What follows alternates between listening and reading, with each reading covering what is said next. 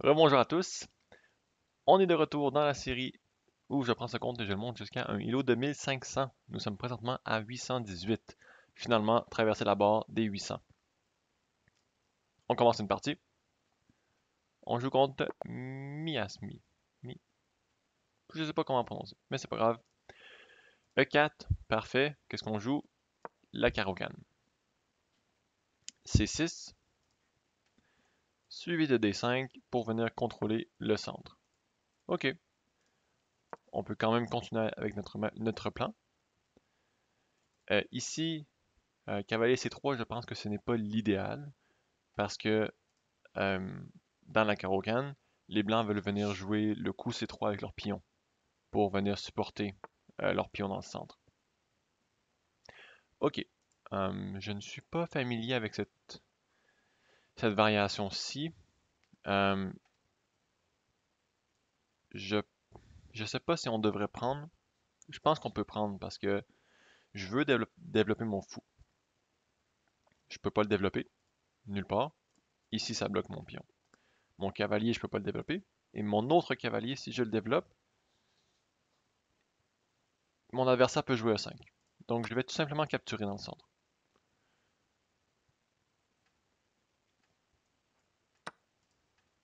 Parfait. Maintenant, je peux soit sortir mon cavalier, cavalier prend, ou je peux sortir mon fou. Je vais devoir vérifier ensuite c'est quoi la meilleure continuité. Continuation, si c'est un mot. Mais les choix que j'ai, c'est vraiment ici. Je vais y aller avec le fou. Je vais y aller fou F5.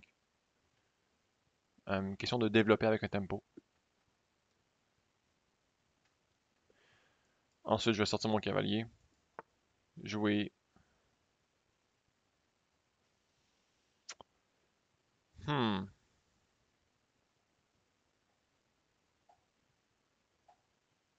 Hmm. Ok.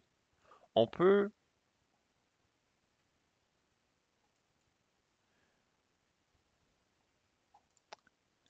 Ça serait un piège. On pourrait faire un piège à notre adversaire. Jouer E5 dans l'idée qu'il capture notre pion. Et ensuite, Dame A5, fourchette son cavalier. Je vais l'essayer, mais en même temps, il pourrait aller ici. Euh,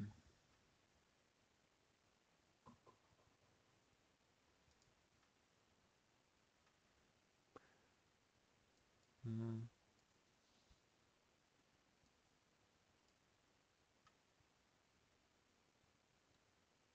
je vais le faire. Je vais le faire. Parce que même après cavalier prend B7, je peux venir mettre ma dame ici. En B6, attaquer son cavalier. Et il peut pas vraiment ramener son cavalier en C5. Ok, parfait. Notre adversaire est tombé dans le piège. Euh, on va vérifier avec l'analyse plus tard, mais c'est important quand vous faites des pièges à votre adversaire que c'est un coup qui est quand même bon pour vous, qui est pas mauvais. Un coup qui est pas mauvais pour vous, de sorte que si votre adversaire ne tombe pas dans le piège, vous allez quand même avoir une bonne position. Vous ne devez pas changer complètement vos plans pour, euh, pour pour porter le piège à votre adversaire. Ici, je pense que j'avais même un meilleur coup. Euh, je j'ai pas vu directement, je sais pas pourquoi, mais euh, tout simplement fou prend C5, évidemment, mais bon. Euh, donc là, ici, ça mène à la question, est-ce que j'utilise mon fou pour capturer son cavalier? J'aime bien l'idée, mais ensuite, il y a une fourchette ici. Je vais utiliser ma dame, à cause de la fourchette, justement. Je vais vous le montrer en fin de partie, la fourchette. Euh, ok. Je vois pas de problème. Je vais tout simplement recapturer le pion. Je fais attention parce que je réalise que ma dame va être euh, sur la même colonne que mon roi, mais il n'y a pas de façon directe que mon adversaire mette une tour sur la colonne E, donc je pense que je suis en sécurité. Et voilà. Prochainement, je vais vouloir développer mes pièces, très important, parce qu'en ce moment, je suis vraiment sous-développé. Développe mon cavalier. J'attaque sa dame. Ici, il y avait une idée de... Si j'avais pas développé mon cavalier, j'avais développé lui par exemple, il y avait une idée euh, de G4. Parce que si je capture, ma dame est sans défense.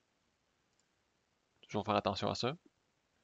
C'est une tactique de diversion. Diversion, je pense, en français. Ok. Euh, je vais continuer à développer.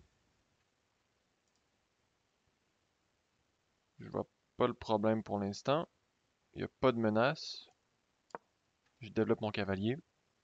Ici, le coup que j'ai mentionné tout à l'heure, G4 ne fonctionne plus parce que j'ai deux pièces qui protègent la case.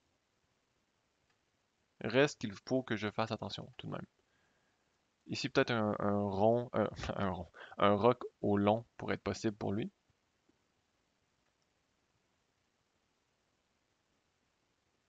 Moi, je pense que je vais faire le grand roc aussi. Ici, prochain coup, j'aimerais jouer un cavalier E4. Je ne l'ai pas joué auparavant, avant de jouer cavalier D7, parce que je voulais apporter plus de pièces dans l'attaque. Je suis conscient que son roi est ouvert. Il n'a pas encore roqué, mais je trouvais que j'avais pas assez de pièces dans l'attaque et que lui avait assez de pièces pour défendre. Donc je veux apporter plus de pièces pour réussir mon attaque. Ok. Mon adversaire me propose un échange de dames. Je pourrais l'accepter.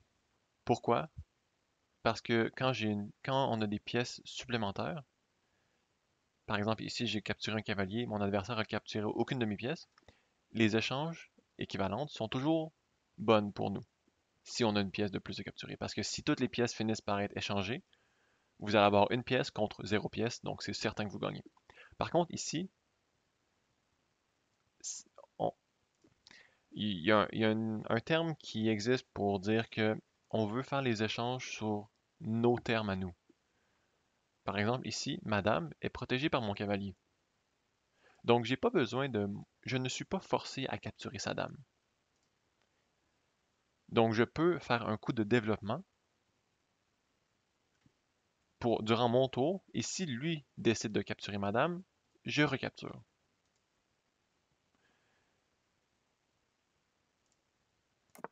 J'espère que c'est assez une bonne description pour vous et que vous comprenez pourquoi c'est mieux de garder l'attention si vous pouvez la garder.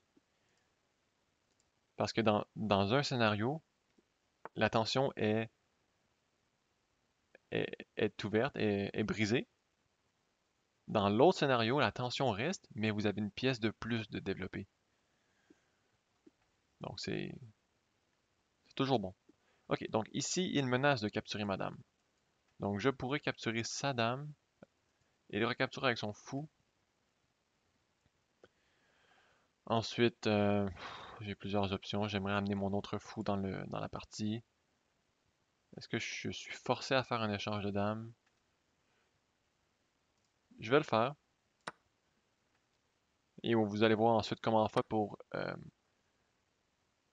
transformer notre avantage. Donc là, ici, on a un avantage de 1 pièce, de 3 points. On va la transformer. Là, le but avec ça, c'est d'amener le plus de pièces dans l'attaque. Euh, donc, ça serait le fun d'empêcher le roi ennemi de roquer. Pour empêcher le roi de roquer, on peut amener notre fou ici en C2. Euh, il peut contre-attaquer, mais une fois qu'il contre-attaque, son roi ne peut plus roquer. Donc, pour ceux qui ne sont pas au courant, les règles du roc, c'est que le roi ne doit pas passer au travers de, de cases qui sont attaquées. Donc, en roquant ici, le roi ne peut pas passer au travers une case qui est attaquée par une de mes pièces. Donc ici, c'est pour ça que j'ai joué fou C2, parce que ça l'empêche, ça l'attaque la case D1, donc le roi n'a plus légalement le droit de roquer. Ok, ici mon adversaire menace quelque chose. Il menace quoi? Il menace la fourchette. Toujours regarder à chaque coup comment les menaces changent. Ok, donc maintenant, je vais y aller très simple. Je pense que je vais tout simplement amener ma tour. Ou vous savez quoi? Je pense que je vais même pas faire ça. Je vais développer. Pourquoi? Même chose que tantôt. Si on n'est pas obligé de réagir, on peut le remettre à plus tard et de mettre l'urgence sur le développement. Donc ici, par exemple, je vais développer mon fou en C5 et la fourchette, je n'ai pas, je n'ai pas fait une gaffe. Pourquoi? Parce que je peux venir gagner un tempo en mettant son roi en échec et ma tour en dehors de la fourchette. Donc, encore une fois, j'ai pas brisé la tension immédiatement, mais plutôt j'ai euh, j'ai développé parce que j'étais pas obligé de réagir à la tension. Ok, donc ici. Euh, donc là, je remarque que mon fou est attaqué. Pam, pam, pam. Et ma tour aussi est attaquée. Je pourrais venir ici. Je pourrais juste venir faire un échange de pièces. Je pense que c'est ça que je vais faire. Échange de pièces en disant que son roi capture mon fou. Et moi, je capture. Ok. Ok. Ça me dérange pas trop. Je vais amener mon. Je vais bouger mon fou. Euh, je vais le remettre ici.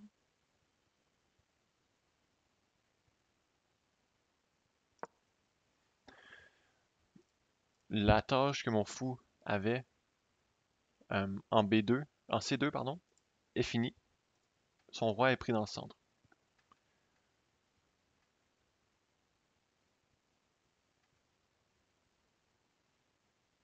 Ok. Donc maintenant, il y a beaucoup de pièces qui sont pratiquement sans défense. Donc on va avoir une combinaison gagnante très bientôt. Ok, ici, mon roi, son cavalier attaque. Donc je vais juste échanger les pièces. Et voilà la combinaison gagnante. Je fais une fourchette. Donc ça, c'est ça qui arrive. J'ai été très rapide, mais lorsque beaucoup de pièces sont sans défense, ils finissent par tous tomber. Et vous gagnez la partie, c'est fini. Donc là, j'ai joué un petit peu vite les derniers coups, mais c'est très simple, c'est très direct. Euh,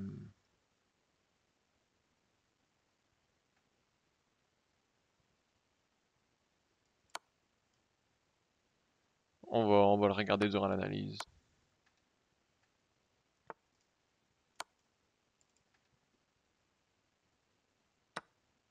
Oh mon dieu, ça c'est mon erreur. J'ai même pas réalisé euh, que, que mon fou pouvait être capturé. J'ai trop joué rapidement.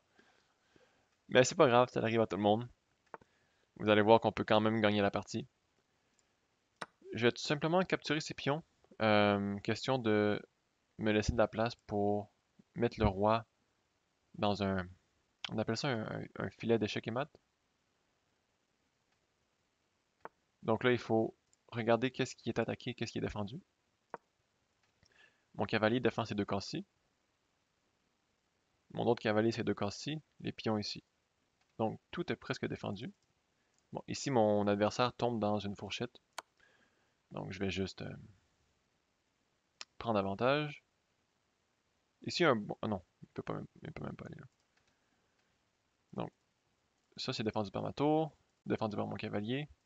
Par mon... Ok, abandon. Euh, Analyse. Ok. Donc, vite fait, la carocane. Ici, cavalier C3. Je disais que ce n'était pas l'idéal, mais finalement, c'est un des premiers coups de l'ordinateur. D5, peu importe. D4, ici je pense qu'on est mieux de capturer. Capturer, c'est un bon coup. Et les recaptures. Donc, dans cette position-ci, je pense qu'on avait fou F5, meilleur coup. Cavalier F6 c'est un coup aussi, mais après cavalier F6, j'aimais moins la position que j'obtenais. Mon roi, j'ai l'impression qu'il est ouvert et je, je laisse un petit peu le contrôle du centre à mon adversaire, donc j'aimais moins ça.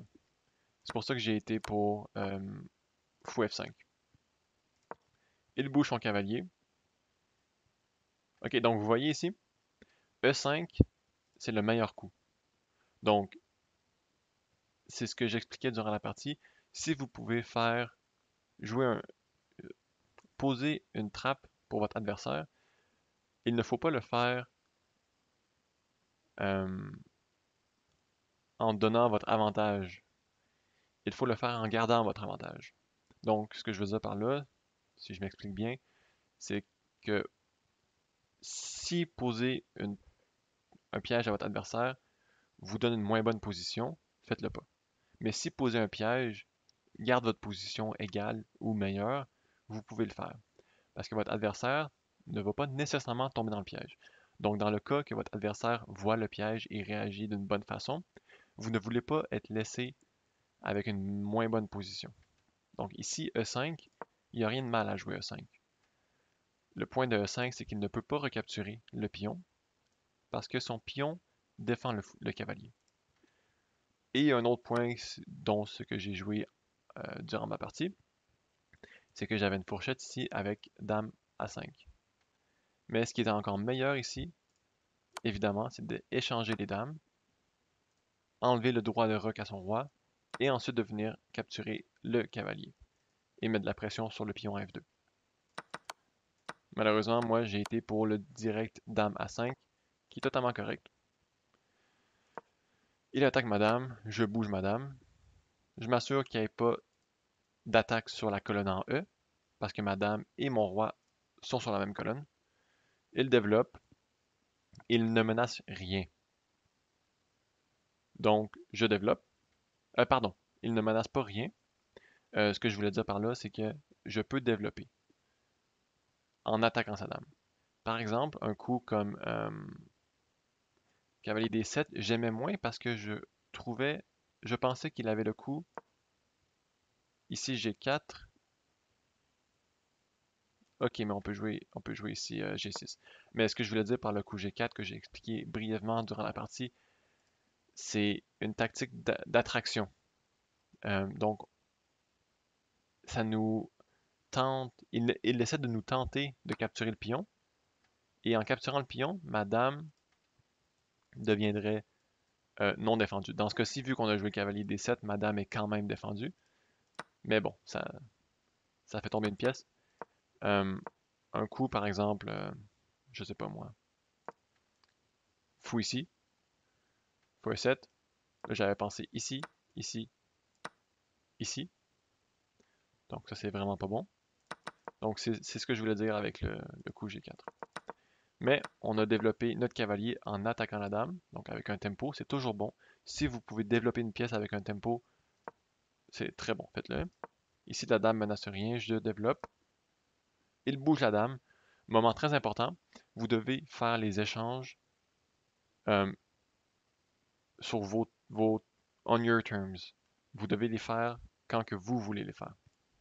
Donc ici, on n'est pas obligé de capturer la dame. On peut garder attention parce que si lui capture notre dame, nous on peut recapturer. Donc, on veut garder l'attention et profiter de ce coup-là pour mettre notre roi à l'abri et de développer notre tour.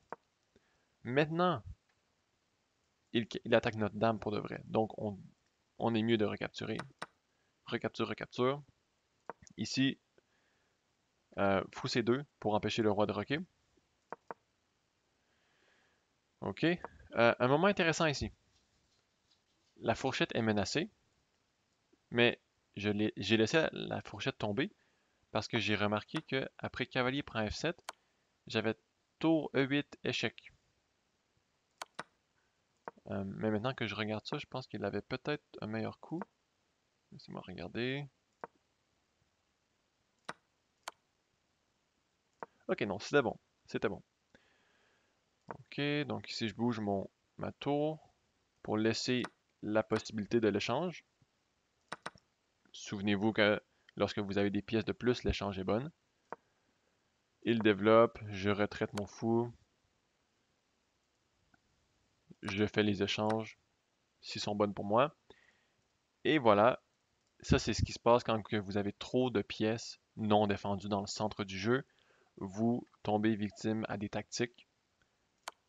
Cavalier E4, fourchette, et on gagne une pièce supplémentaire. Ok. Donc ici on avait un mat en 7, je l'ai pas réalisé. Les prochains coups, c'est ceux que j'ai joués rapidement. Ici, j'ai amené ma tour en E2 parce que j'ai vu que je pouvais gagner une pièce de plus. À cause que son fou est cloué à son roi. Donc, tour E2, le fou ne peut pas venir capturer. Donc le roi bouge et maintenant je peux capturer le fou. Parce que mon fou maintenant défend ma tour. Je fais un échange. Échange, j'amène une autre tour dans l'attaque. Ici, je fais une grosse erreur. Je laisse mon fou sans défense. Mais ça arrive à tout le monde, c'est correct. Il capture, je capture quelques pions. Ici, je commence à essayer de faire un mating net. Donc, je regarde, mon cavalier défend ces cases-ci, mon autre cavalier ces cases-ci, mon pion défend cette case-ci. Donc, si j'étais pour amener ma tour, par exemple ici, le roi n'aurait plus aucune case à bouger. Donc, c'est ça un mating net. On veut restreindre le roi le plus possible pour amener le coup final. Mais là, ici, après tour E7, il tombe dans une autre fourchette et il abandonne. Donc, c'était ça. C'était la défense Caro-Kann. J'espère que ça vous a bien aidé. Et une des leçons ici, c'est de garder toujours vos pièces bien défendues. Il a perdu son cavalier parce qu'il n'a pas été défendu. Ici, plus tard, trop de ses pièces étaient sans défense. Donc, ils ont fini par tous tomber une à la suite de l'autre. Et c'est ce qui arrive. Sur ce, on se revoit dans une prochaine vidéo pour la montée vers 900.